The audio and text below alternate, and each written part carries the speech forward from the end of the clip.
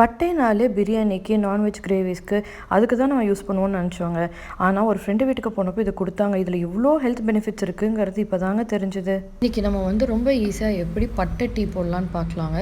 இது ரொம்ப ஃப்ளேவர் ரொம்ப நல்லாயிருக்கும். அதே மாதிரி இது ரொம்ப உடம்புக்கு நல்லது. நல்லா வயிறெல்லாம் பார்த்திங்கன்னா தொந்தி எல்லாம் இருக்கும்ல, அது எல்லாத்தையும் குறைச்சிரும். நல்லா 2 டம்ளர் தண்ணியில் ஒரு பட்டையை எடுத்து நல்லா இடிச்சுக்கோங்க. இடித்து உள்ளே போட்டுருங்க. போட்டுட்டு ஒரு 3 மினிட்ஸ் விட்டு பார்த்திங்கன்னா ஒரு கொஞ்சம் கலர் மாதிரி இருக்கும். அதுக்கப்புறமே ஒரு 2 மினிட்ஸ் 3 மினிட்ஸ் நீங்கள் விடலாம்.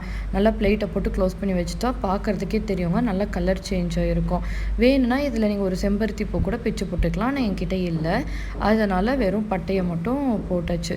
ஒரு 5 மினிட்ஸ் கழிச்சிட்டு நல்லா கலர் மாறினோடனே அதை எடுத்து நல்லா வடிச்சிடலாங்க. வடிச்சிட்டிங்கனாலே இது வந்து நீங்கள் காலையிலையும் குடிக்கலாம், நைட்டும் குடிக்கலாம், எப்போ வேணாலும் குடிச்சிக்கலாம். ஈவினிங் டீ காஃபிக்கு பதிலாக இது குடிச்சிக்கலாம், ரொம்ப நல்லாயிருக்கும். இதை ஃபில்டர் பண்ணதுக்கப்புறமா நீங்கள் தேன் ஊற்றிக்கோங்க. இங்கே நான் தேன் போட்டிருக்கேன். இல்லை நீங்கள் பாகு காய்ச்சி வச்சுக்கலாம். நல்லா சர்க்கரை பாகு காய்ச்சி வச்சிட்டிங்கன்னா ஈஸி. அப்போ வந்து நீங்கள் பொடி பண்ணி காய்ச்சிட்டு இருக்கிறதுக்கு நம்ம காய்ச்சி ஒரு கண்ணாடி பட்டில் ஊற்றி வச்சிட்டோன்னா வேணுங்கிறப்போ ஒரு ஸ்பூன் போட்டு மிக்ஸ் பண்ணிக்கலாம்.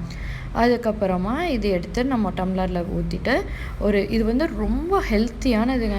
காலையில் நீங்கள் வெதுன்னு குடித்தோன்னா அப்படி ஒரு நல்ல இதமாக இருக்கும். நல்ல ஃப்ளேவர் வந்து நல்லாவே இருக்கும். அது கூட வந்து ஒரு புதினா 2 புதினா அப்படியே கிள்ளி அந்த காம்பு இருக்குது பார்த்தீங்களா, ஃபஸ்ட்டு காம்பு இருக்கும்ல, அந்த காம்போடு போட்டிங்கன்னா இன்னுமே நல்லாயிருக்கும். அது என்ன பண்ணுன்னா அந்த சூட்டுக்கு வந்து அந்த ஃப்ளேவரும் கொஞ்சம் இறங்கி இருக்கும். இதை குடிக்கும் போதே அதையும் நம்ம மென்று சாப்பிட்டோன்னா ரொம்ப நல்லா இருக்கும்.